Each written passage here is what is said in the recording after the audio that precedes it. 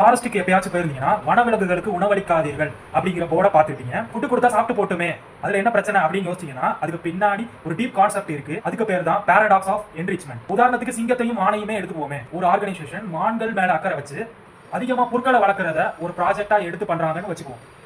So உணவு அதிகமா கிடைச்சதுனால மான்களுடைய எண்ணிக்கை பெருக ஆரம்பிக்கும். மேலோட்டமா பார்த்தா உணவு கொடுத்ததுனால மான்கள் பெருகி இருக்கு, அதனால ப்ராஜெக்ட் சக்சஸ் அப்படின்னு கிளைம் பண்ணிக்கலாம்.